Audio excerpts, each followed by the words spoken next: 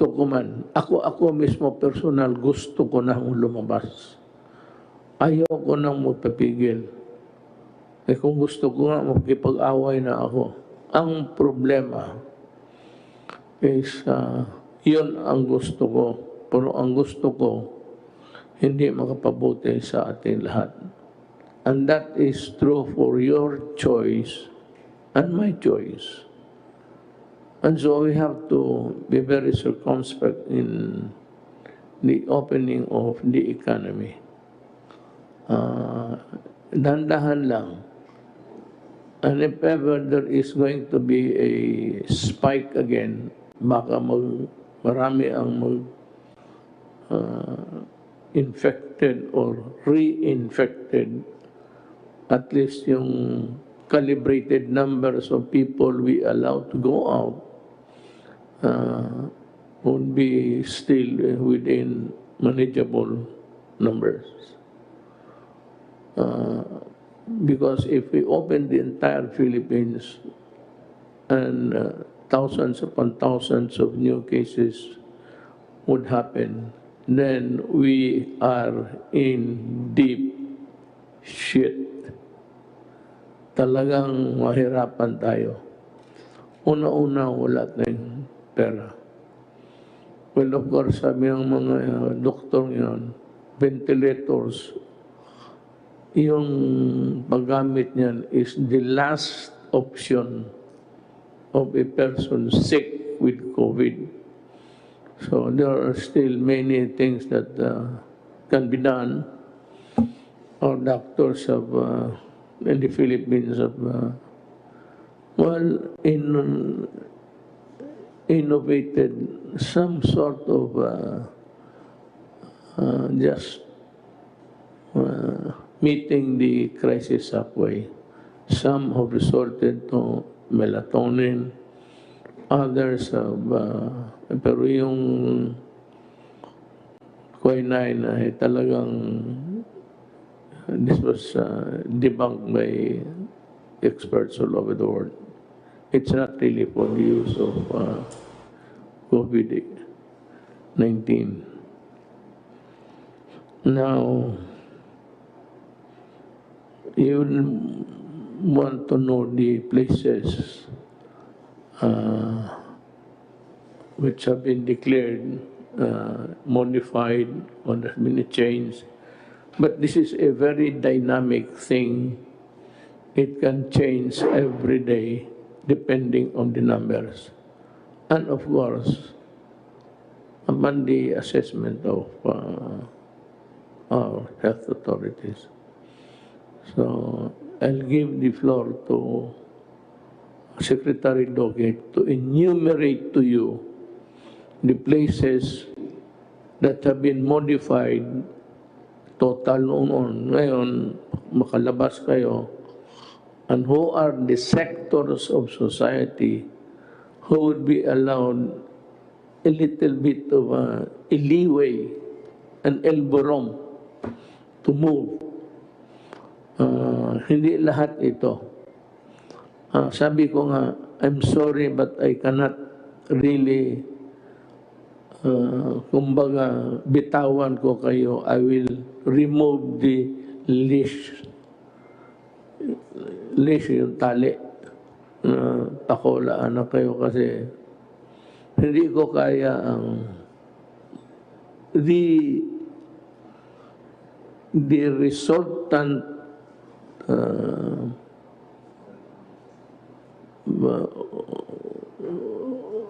happening or the resultant end game there is too horrible to ponder. I cannot make a guess. Governance is not made of guesses. It has to be anchored on pure science. Kaya naman, malapit na. I'm confident that by our readings of other countries who have much improved their scientific study. I think that by December, meron na hong vaccine. Or at least, if not a vaccine, a medicine that could kill the COVID-19. Ako, I would prepare that we use the medicine to kill, then get the vaccine later on. So, I give the floor to you, sir. Enumerate yung ano muna, yung in according to their severity, those that are totally locked na, and those already modified, para malaman ng buong Pilipinas. Kayo yung may hawak ng listahan. And it's, I said, a dynamic one. It changes every day. Magandang gabi po, Mr. President, at aking po mga kasamahan sa IATF and Cabinet at kay Senator Bongo. At magandang gabi po sa atin pong mga kababayan. Ngayon pong gabi, ako po yung inatasan ng ating pong mahal na Pangulo na banggitin po ang mga sumusunod na mga lugar na sumasailalim sa ECQ, sa GCQ, at doon po sa tinatawag natin na MGCQ. Yung pong ECQ, ibig po sabihin ito, yung Enhanced Community Quarantine. Ito po yung pinakamahigpit na klase ng ating mga restrictions. Ito po yung ipinagbabawal ang paggalaw at ang pagbiyahe ng ating po mga mamamayan, lalong-lalo na po ang mga may edad at may mga kasama po mga tinatawag natin mga sakit katulad ng diabetes, hypertension, asthma, at mga iba pa po. Iisa lang po ang lugar na sumasailalim sa ECQ. Ito po ang Cebu City. Ang susunod naman po ang ating General Community Quarantine. Yes, sir. Can you give us the reason why Cebu City has been placed in that kind of status? Nilagay po natin ang Cebu City under ECQ dahil po sa malaking pagtaas po ng bagong kaso ng COVID-19 at ang kanila pong noong nagpasya ang IATF at inaprubahan po ninyo, Mr. President, ang case doubling time ng Cebu. Ibig po sabihin ng case doubling time ay napaka-maiksi po ang panahon, mabilis magdoble ang bilang ng mga kaso. It was below 7. Ayun po, that puts them at high risk.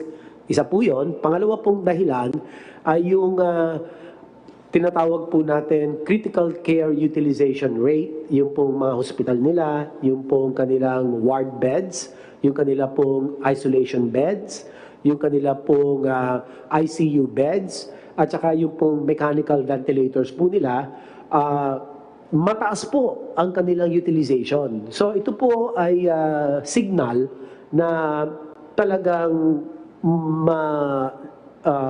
malawak po ang naapektuhan na mga komunidad with the COVID-19 cases. So, nagpasya po tayo na gawin pong ECQ para nang sa ganon mapigilan, magkaroon part of the containment strategy, Mr. President, para mabawasan ang reported new cases. At ngayon naman po, yun na po nangyayari, Mr. President. Meron po tayong report, but this is with Secretary Roy Cimatu. We will get the official report soon, Mr. President. So dalawa lang po yun. Ang kanila pong case doubling time ay masyadong maikse, less than 7 days. That puts them at high risk, and their critical care utilization rate, mataas po ang kanilang paggamit. Ibig sabihin, overwhelmed na po yung kanilang health systems capacity. So dalawa lang po kung bakit sila inilagay under ECQ, dahil nga po yung kaso nila tumalon, Mr. President, masyadong malaki po itinaas. Sir, may I just comment, if you'd allow me? Earlier, in the days during the inception of the COVID-19, I had an occasion to observe different places in the Philippines. Sad to say, it is the province where I come from. And that is why I warned the residents there that they should not take it against me. We had all the warnings in place, and the police were very strict.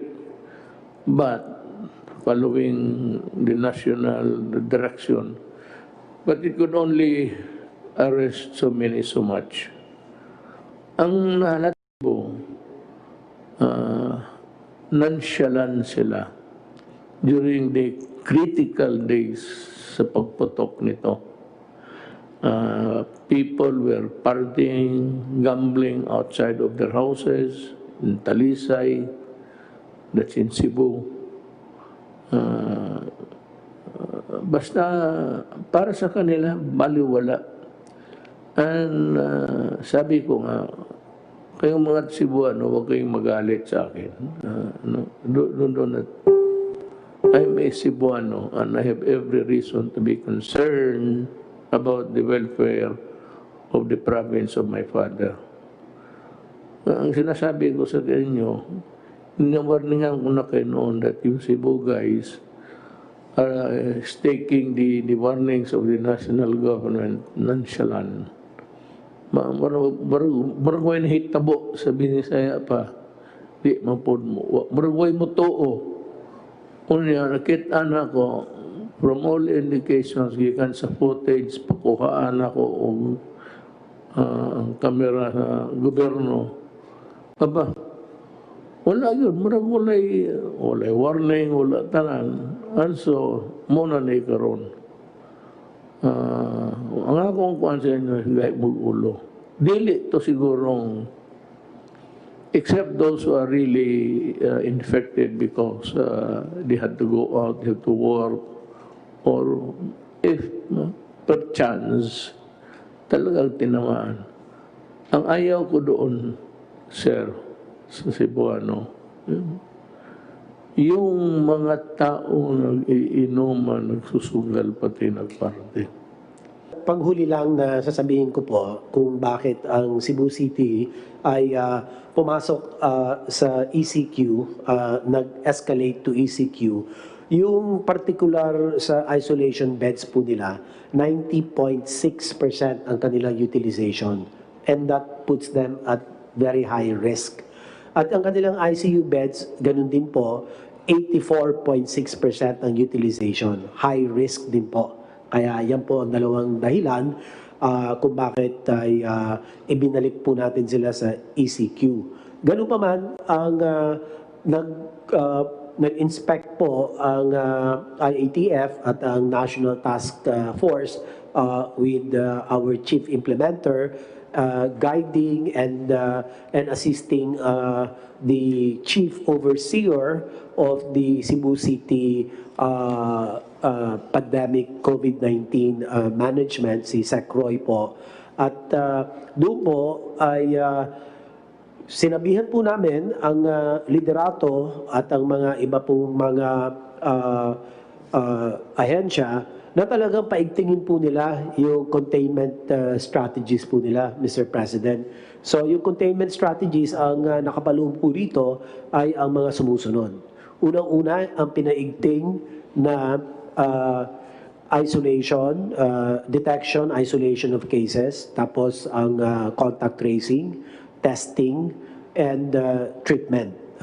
So ito po ay mariin na sinusunod po ng leadership ng Cebu City. Kaya we will be reporting in the next meeting with you, Mr. President, showing a downward trend in the number of cases. Ngayon po, yung mga ibang mga lugar po,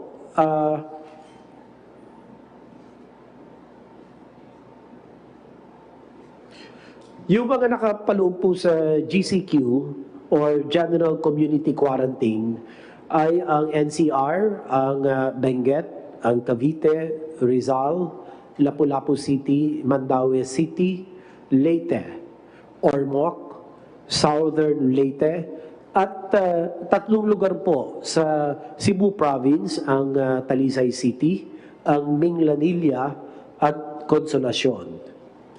Ang susunod naman po na level, lower level, less restrictive, community quarantine, ang tawag po dito, modified general community quarantine with strict local action at there has to be localized community quarantine, zoning, strict enforcement of minimum health standards, scaling up of health system capacity, such as isolation facilities of overseas Filipinos, the locally stranded individuals, as well as close contacts. The provinces and the regions under MGCQ are the following. For CAR, Cordillera Administrative Region, we have Abra, Baguio City, Ifugao, Kalinga. For Region 1, Ilocos Norte, La Union, Pangasinan. Region 2, we have Cagayan and Isabela. Region 3, Bataan, Bulacan, Nueva Ecija, Pampanga, Angeles City. For Region 4A, meron po tayong Batangas, Laguna, Quezon, Lucena City. For Region 4B, ito po ang Palawan, Puerto Princesa City.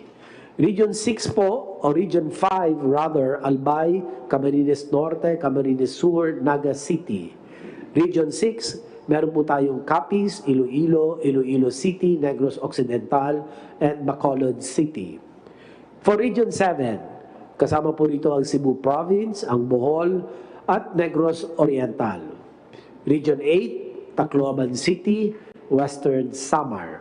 Region 9, Zamboanga City, Zamboanga del Sur.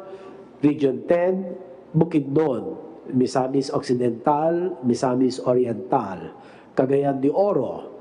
Region 11, Davao del Norte, Davao del Sur, Davao City, Davao de Oro. Region 12 po, kasama ang Cotabato, ang South Cotabato. Region 13 or Caraga, Agusan del Norte, and Butuan City. Samantalang po ang Bangsamoro Autonomous Region of Muslim Mindanao or BARM, kasama po ang Lanao del Sur and Maguindanao. Yung pong susunod na kategorya or classification, risk classification ng MGCQ na lower risk po, the rest of the Philippines. Lahat na po ng lugar sa labas po ng aking mga nabanggit, sa ECQ, sa GCQ, and the modified GCQ ay nakapaloob po sa tinatawag natin low risk, modified, general community quarantine. So, ilan po, Mr. President, ang akin pong naitala na mga lugar po batay po sa inyong kautusan. Maraming salamat po. So, nandiyan ho yun.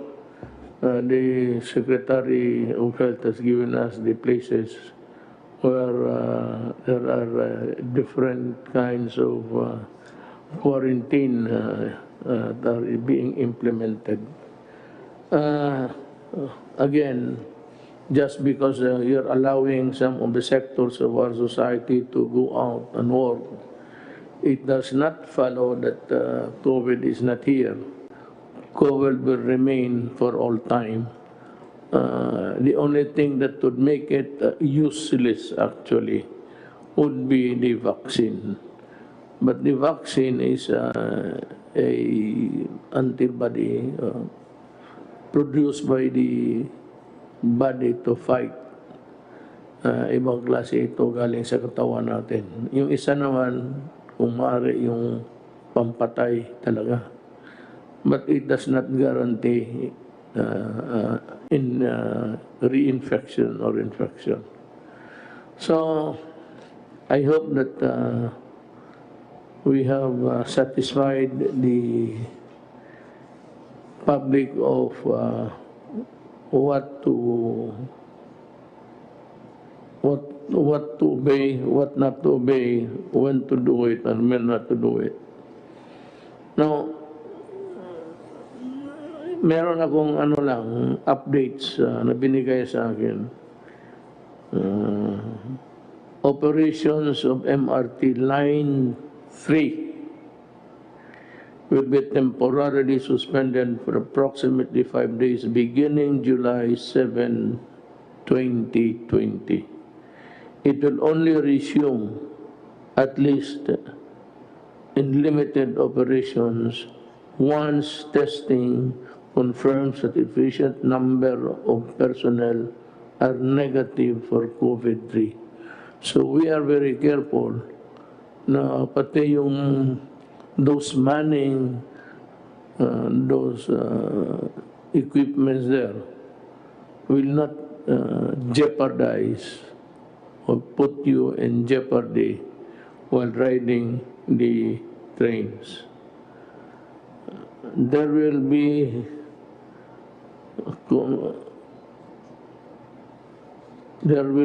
a shortage at the beginning, but we will augment it with the number of increased buses using the line. Itong suspension of non-essential travel by Filipinos is now lifted. All exit travel restrictions are also lifted. Conditions for outbound travel of Filipinos. Yung Pilipino na gustong lumabas sa bayan niya, ito lang ang tandaan ninyo. And you can call us again, and we would be happy to repeat it to you again. The conditions for outbound travel of Filipinos are as follows. The submission of confirmed round-trip tickets for those traveling on tourist visas. This is not only a mandate dito sa Pilipinas. Yung mga lugar na puntahan ninyo, interesado rin na pupunta kayo, tapos aalis kayo pag panahon na.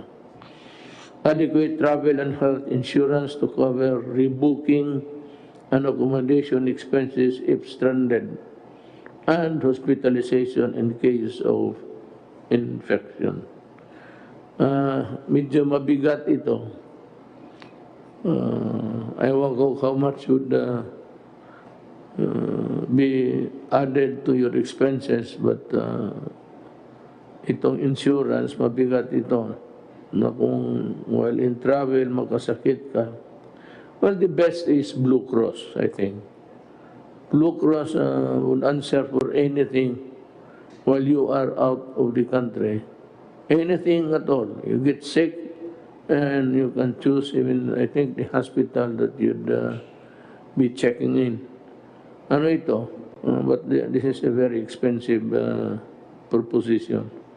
Tayo, hindi tayo maka-afford nito. Ano lang. The Blue Cross is almost like a membership.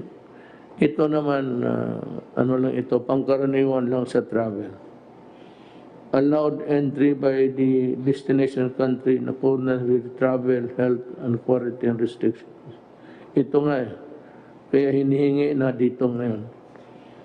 Execution of a declaration acknowledging the risk involved in traveling, including the risk of delay in the return trip. This is so because COVID is still rampaging. Is there anybody who'd like, Secretary Galvez, you'd want to say something? Sir, Mr. President, our phase 2 of the new National Action Plan has been approved by the IATF last Thursday. And in order to address the resurgence of COVID and also make an opening on the economy, we have already formulated the plan. And with your indulgence, sir, we can present it to you, sir. Go ahead. Sir, Mr. President, it is my honor to present to you and the public the salient points of the second phase of the National Action Plan, which was approved by the IATF last Thursday. It has three imperatives. The first imperative is the people's compliance and vigilance to the minimum health standard or the principles of people support. One of the major imperatives of the NAP is the changing people mindset that the success of our campaign is basically anchored on the people's support and active participation and vigilance to strictly observe and promote the minimum health standards and disease prevention. As you have said, Mr. President, that we have to concentrate on prevention. Since prevention will not only save more lives, but also save our critical resources. Hindi na tayo, sir, kailangan magkaroon ng extensive na healthcare na pagka once na we have able to prevent it. During the phase 1 of our campaign, Mr. President, we have seen that the areas with unity of command and unity of effort, we were able to manage and contain the spread of the COVID-19. We have models like Davao City under Mayor Sara, the CAR, the Caraga, the NCR, Region 6, Region 8, and Region 1 and 2. Unity of effort and collective leadership are key to our success. Our local leaders should be with us together with the private sector. So yun po ang kailangan po natin, kailangan po magkaisa tayo po. Dahil kasi minsan pagka po hindi nagkakaroon ng pagkakaisa katulad ng nangyari po sa Cebu na nagkaroon po ng hidwaan sa politika, talaga pong minsan po hindi po sumusunod ang mga tao. And lastly, we need the capacity of the national government and the LGUs to address and manage cases in order to minimize the fatality rate and deaths. Sa ngayon po, sir, maganda po yung ating healthcare facility dahil po yung atin po nung nagagawa po kami ng tinatawag nating averaging from June 1 to June 30, 11 lang po ang ating average death. Sa ngayon po, sa ating statistics, from July 1 to 6, 6 lang po ang ating deaths. At ayun po, nakikita po natin na if we address the rate of death, we can open our economy. Yun po ang pinaka-ultimate objective po natin, that we have to manage the death, like the other countries like Vietnam and also Israel, that we were able to address that. John, and you have something to say? Magandang gabi po, Mr. President. Doon po sa ulat ng ating Secretary Charlie Galvez ay binigyan niya po na emphasis ang role ng ating mga local government units. At handa po yung ating mga governors, mayors, at barangay captains para ipatupad po ang ating second phase ng National Action Plan. Ang ating pong mga local chief executives, ang ating tinatawag na magiging information managers, sila rin po ang crisis managers at sila rin po ang leader to fight COVID-19. At handa na po at makikita po natin sa buong kapuluan na maganda po ang ginagawa ng ating mga local government officials. In fact, ay tumataas po ang rating ng ating mga local chief executives sa performance po nila. Nais ko na po kayong bigyan ng ulat sa iniatas ninyo sa akin tungkol sa pag-alaga sa ating mga LSI.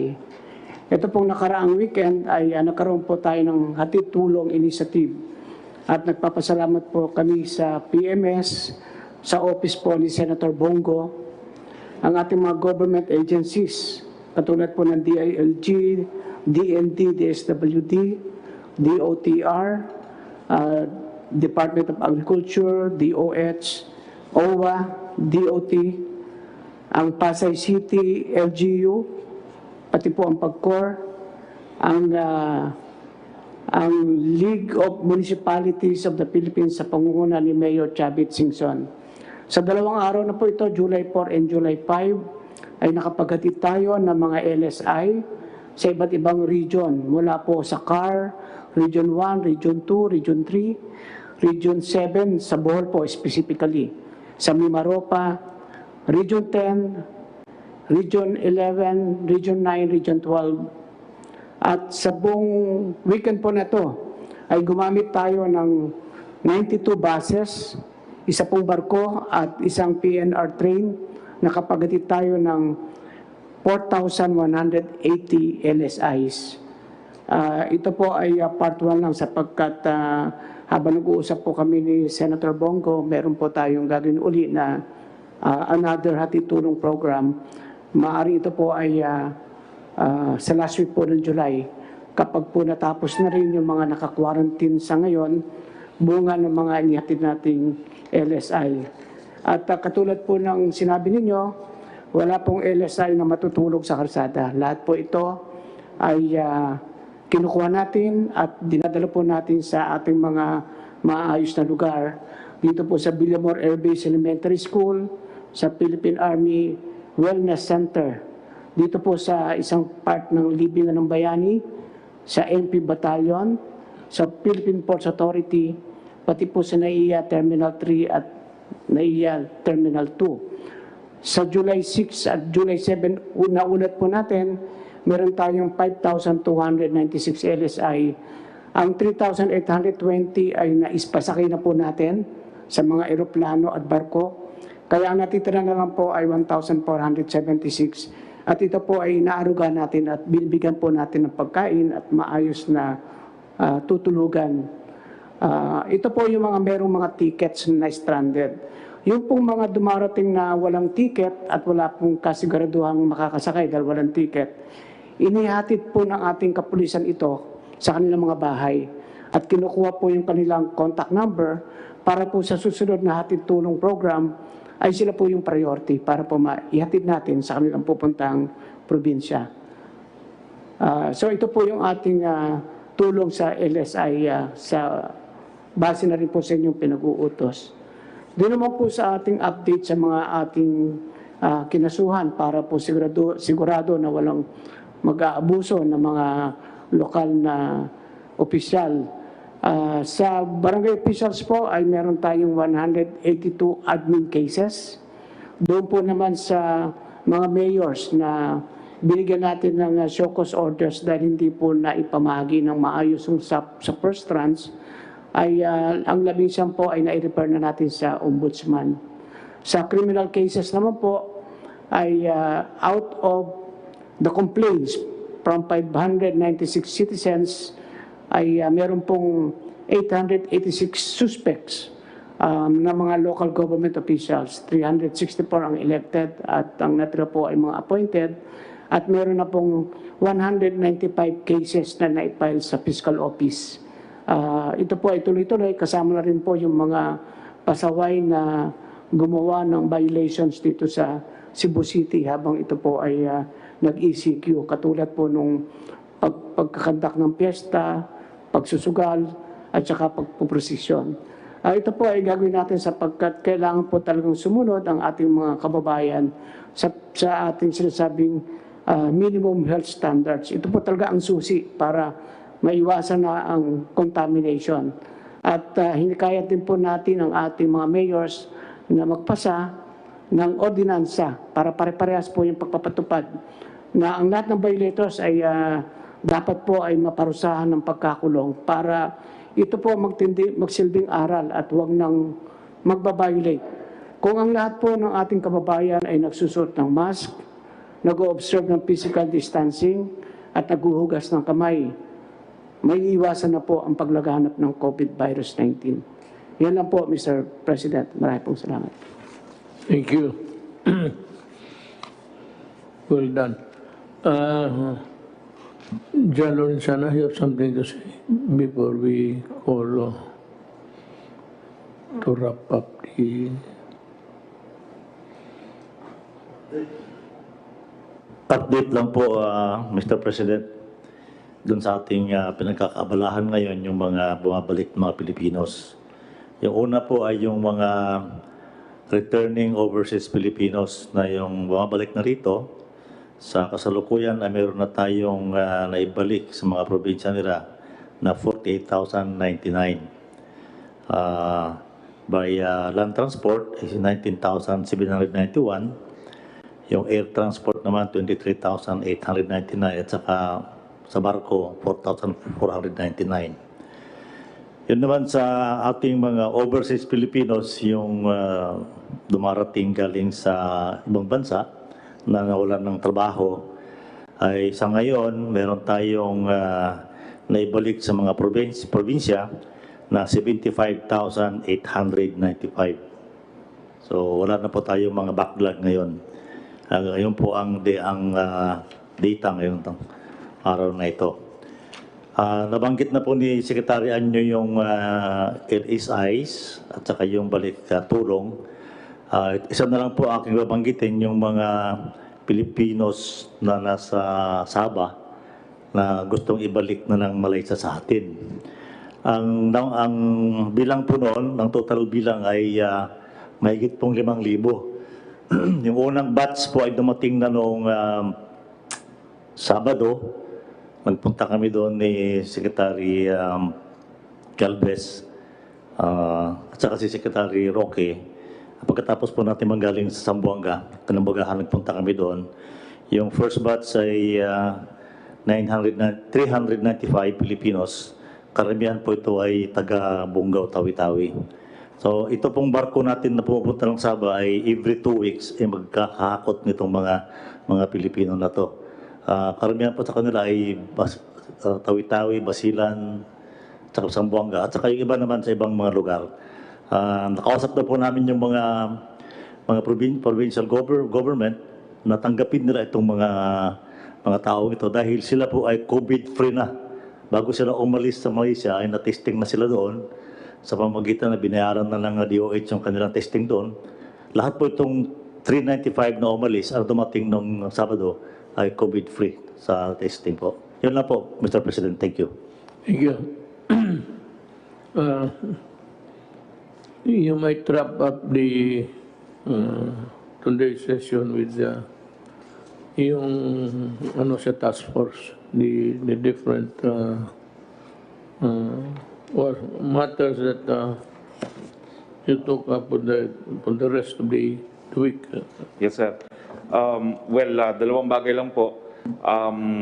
Kasabay po ng ating part 2 ng ating plan of action, magkakaroon po tayo ng major change also in our communication. Sinimulan niyo po ngayon dahil ang binasa niyo po ngayon ay yung active cases. Kabahagi po yan ng ating bagong strategiya sa ating communication. Ang communication po natin ay marami na tayong natututunan tungkol dito sa sakit po ng COVID-19. Gagamitin natin yung natutunan natin para mapapagal pa po ang pagkalat ng sakit at gagamitin po natin ito, gagawin natin ito dahil kinakailangan na nga pong mabukas na ekonomiya. So habang nagbubukas po tayo ng ekonomiya, palalakasin pa po natin ang T3, ang testing, tracing at treatment. Poprotektahan po natin ang vulnerables dahil yan naman po ang natutunan natin sa mga ibang bansa. Karamihan ang namamatay ay mga senior citizen, mga buntis at may mga sakit.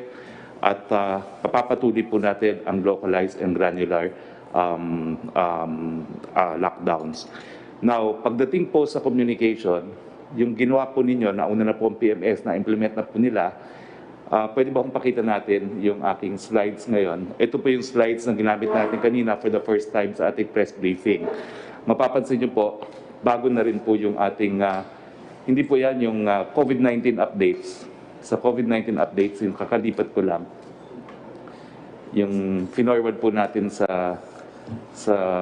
hindi po yan, back pa. Sa una po, yung COVID-19. Makikita nyo po sa COVID-19, yan, yung unang-unang part. Yan. So, actually po, yung binasa nyo po kanina is 32,845 active cases. So, actually, in-implement na po ng PMS. Kaya po natin sinasabi na active cases kasi baliwala na naman yung mga hindi aktibong cases. Talaga pong tataas at tataas ang numero habang wala pong bakuna, habang walang sakit. Pero ang importante po, malaman natin kung ilan ang active cases. Sa susunod na slide po, makikita natin yung recoveries kaagad. Napakataas po ng recoveries, 12,185. At binibigyan po natin ng emphasis na ang deaths ay pakaunti po ng pakaunti, 1,303. Susunod na slide po magpapakita na in fact, ito po yung tinatawag natin positivity rate. Yung kada 100 na taong tinetesting, ilan ang merong sakit na positive sila, ang bansa po natin ay 7% lamang. Ang benchmark po ng World Health Organization ay 10%. So we are well within po the benchmark. Tapos ipapakita po natin yung mga datos na nagpapakita na epektibo naman po ang ginagawa natin laban sa COVID-19. Ang pinaka-importante po, ito pong graph neto, itong ating mortality rate na nagpapakita naman po talaga na patuloy po bumababa. Sa katunayan po, ang ating mortality rate ngayon ay 2.9%, 1,290 as of July 5 ang ating mga death rate. Pero ang global average po ay 5.5%. So halos kalahati po tayo ng worldwide average. Pagkatapos po, i-remind natin yung taong bayan na kung hindi po tayo nag-lockdown, hindi tayo gumawa ng lahat ng hakbang, ang estimate po ng UP, kung hindi tayo nag-ECQ, meron na po sanang 3,600,000 na katao na nagkasakit. So bagamat tumataas po ang numero na nasa 40,000 plus tayo, kung hindi po tayo gumalaw ng maaga, 3.6 million po ang dapat na nagkasakit. And then, ito naman po yung mga naging gains natin dahil nga nagsarado tayo. Napainting natin yung ating lab testing capacity noong Marso 2000. Ngayon po, July 5, meron tayong 74,304 lab testing capacity. No? And so pataas po, at ito po yung to dispel doubts na nagkukulang na po tayo ng hospital. No? Yung mga hospital beds na kumakalak na fake news. Ito po yung mga quarantine beds. Ang makikita po natin yung dark blue, yan po yung mga okupado. Yung light blue po, yan po yung mga bakante. At yung gray, yan po yung tinatawag na unreported. Ibig sabihin, pwede pa pong lagyan niya ng pasyente kung kinakailangan. At makikita natin doon sa mga graphs na yon na ang quarantine bed capacity po natin, wala pa pong kalahati. Ibig sabihin, habang nagbubukas po tayo ng ekonomiya, meron tayong sapat na quarantine bed sa paglalagyan ng mga magkakasakit. Pagkatapos po, yung ating PPEs, end of April, 1 million, end of June, na-triple na po natin at 3 million. Yung ating sa NCR po, kasi sa NCR po kumalat yung fake news na wala na pong bed capacity, kinakamusta po kayo ni Dr. Sammy Ang, kasi naging viral yung kanyang memo na for internal use only. Ang sabi lang niya, napuno na yung 30% bed capacity allotted for COVID patients. Ang lumabas sa dyaryo, punong-puno na raw ang Chinese General Hospital na hindi naman po totoo. So ang sa NCR po, 28,000 ang ating hospital bed capacity. Ang allotted po sa COVID-19 na dapat 30% ay 8,400. Pero ang occupied naman po parang COVID patients ngayon ay 3,602 lamang. So malaki pa po, halos mahigit pa kalahati yung ating bed capacity para sa COVID. At ito naman po yung quarantine facility beds. Ganun din po, no? Gaya nung isang pinakita natin, wala pa po sa 1/3 ang okupado. Meron pa po tayong 72% available.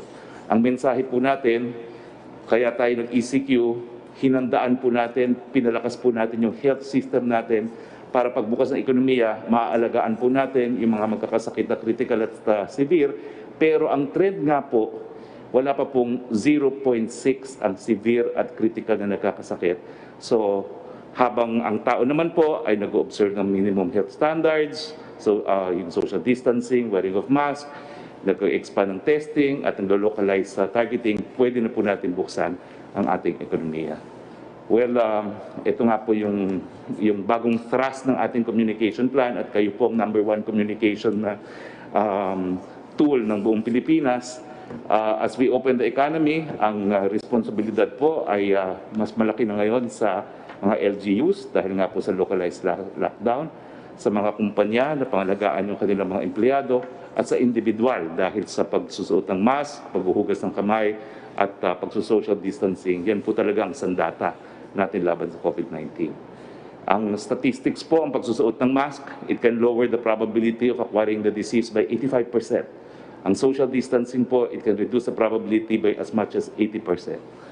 So, ang balita po natin talaga is tumataas ang kaso.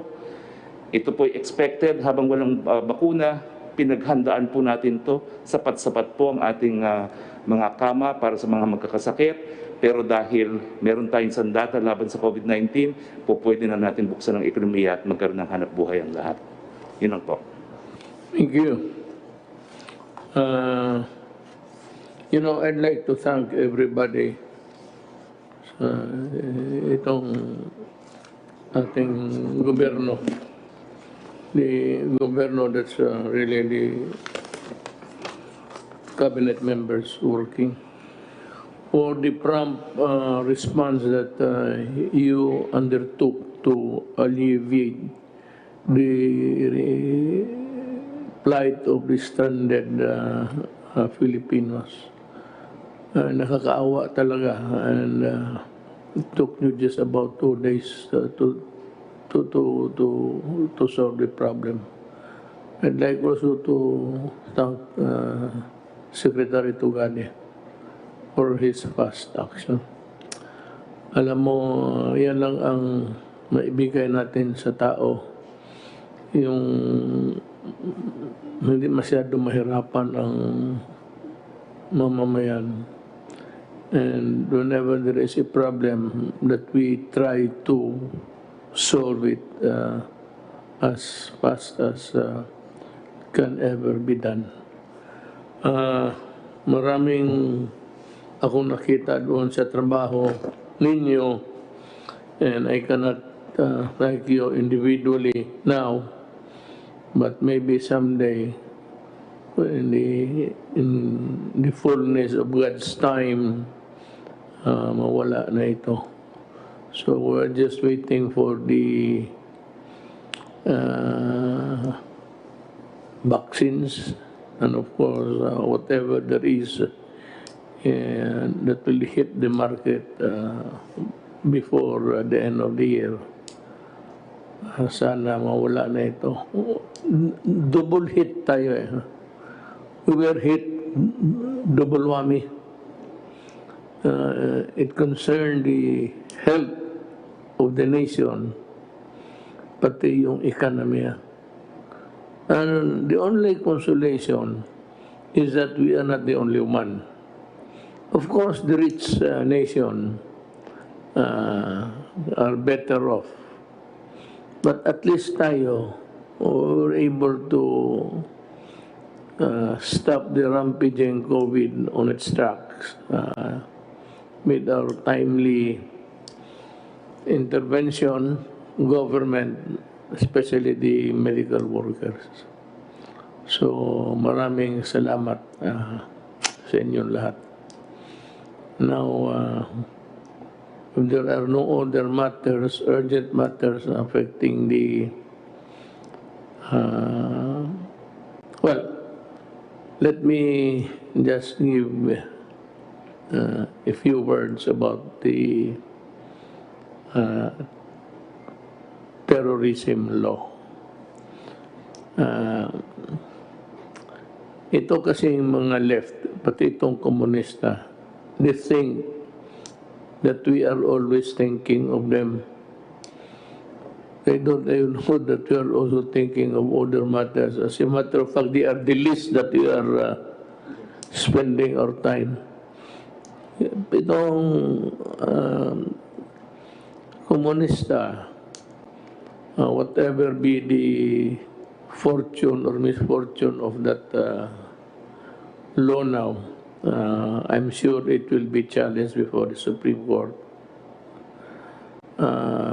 Sana yung mga the much needed legal weapons that we need to fight terrorism. Kasi ang terrorism ho, hindi ito isang dalawang putok. As what happened in Mindanao and in other places, mostly in Mindanao, ang ginagamit kasi nito nila, bomba. Ang bomba niyan, lahat na sa simbahan may tama o may bukol. Yun nga ang problema niyan. Hindi nila alam, they think that they are a different breed. They would like to be treated with another set of law. When as a matter of fact, they are terrorists. They are terrorists because I finally declared them to be one. Why? But because I spent most of my days as president trying to figure out and connect with them on how we can arrive at a peaceful solution. Wala namang gustong may gera eh. Ako ayaw ko, lalo na ako, kilala ko sila, kilala ako. And it was a good rapport while it lasted. Yung na-presidente na ako, no, iba na lang ang istorya. Simply because in the ladder of priority, the highest sa akin would be the security of the state. Pero noong panahon ng politika, well, boto yan eh, bilangan ng boto. Naturally, you cultivate friendship with everybody. But there is always a time to be friendly and a time just to be firm. And I did my very best to produce something for the country. But unfortunately, I would not be blaming anybody now unless they would start to blame me again so that I can also blame them. Wala talaga nangyari. And for the law-abiding citizen of this country, I am addressing you with all sincerity. Huwag ho kayong matakot kung hindi ka terorista. Kung hindi ka naman sisirain mo ang gobyerno, pasabugin mo ang simbahan, pasabugin mo yung public utilities, pasabugin mo yung, well, just to derail para matumba na tuloy ang bayan. Problem is,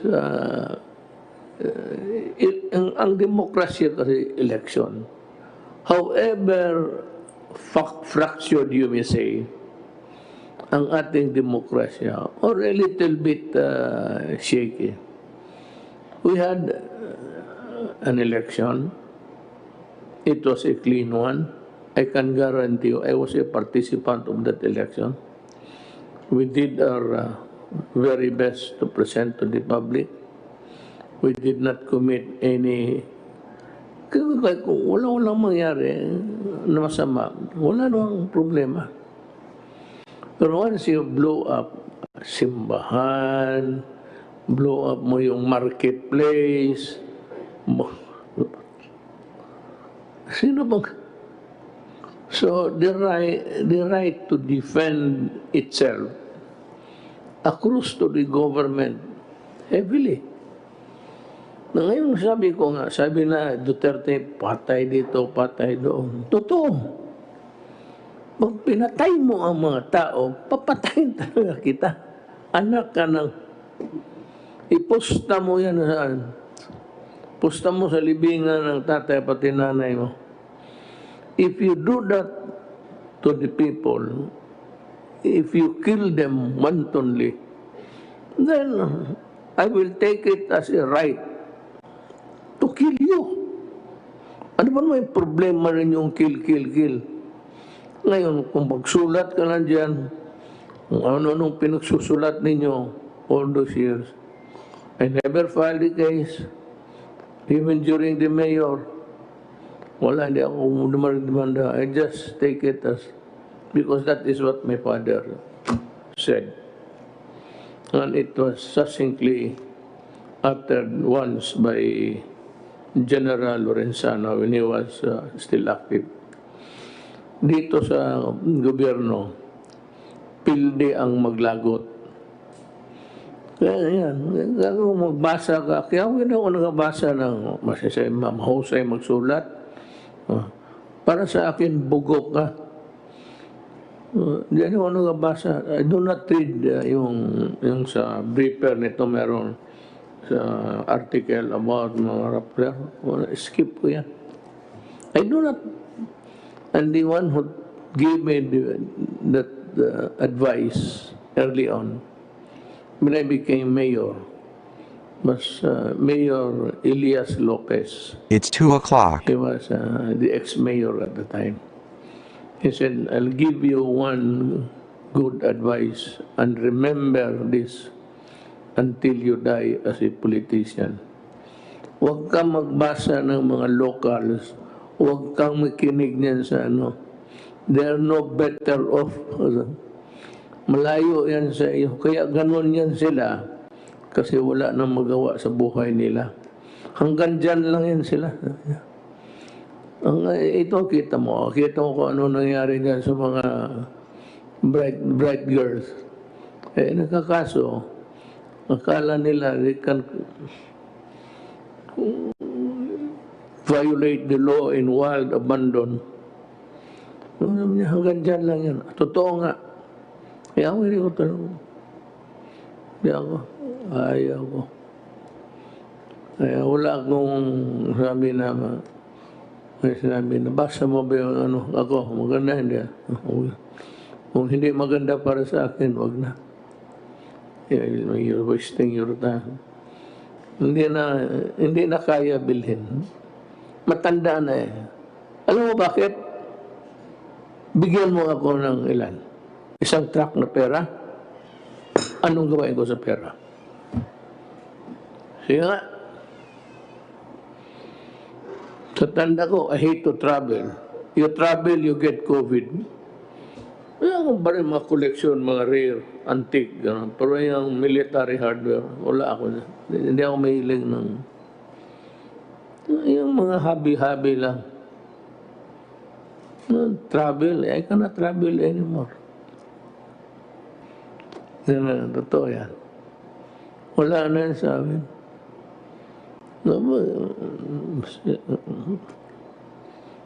General Galvez, General Lorenzana,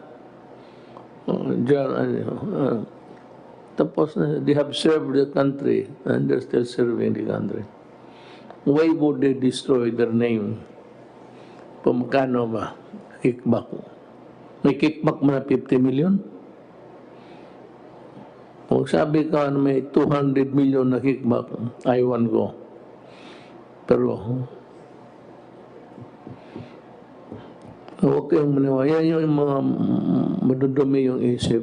Yung kaagad nagre-react. Hindi nila naalaman na pagsabi may price difference, tignan mo muna yung history. So because then, if you judge us the way,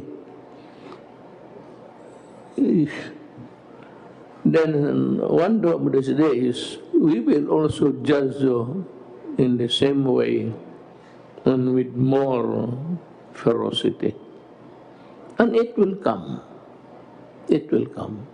Tayo mga politiko, it will come. Just be careful. Kaya ako, meron ba rin akong mga, not the dossier, but I have some folders in me, given all throughout the years. You will have a dose of your own medicine. One of this. I'm not threatening you. Go ahead and expose anything about corruption in this government. Sabi ko sa iyo, kung malaki, mag-resign ako. Si Risa is a fraud. Maniwala kayo. Well, give us time. Too early for you to enjoy yung mga award mo. You are a fraud. Actually.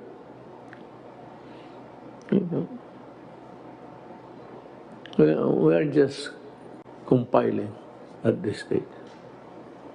And someday in bold letters, we will show your incongruity. You are a fraud. So, yan lang ang masabi ko. Total, wala naman akong hinihingi sa inyo.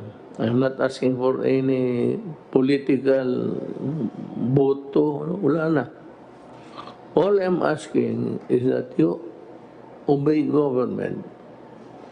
Because government is very much interested that you don't get sick, or if you get sick, that you get well and live to grow, to see your children grow. and your grandchildren to love. Ganun lang yan. So with that, I have to say to the Filipino people, huwag po kayong nagtatrabaho lang po kami talaga. And if you want us to do more, we will. Tell us what to do. If we cannot do it, we will tell you why we cannot do it. But if we can, gagawin namin. Salamat po. Kita-kita po ipakpak.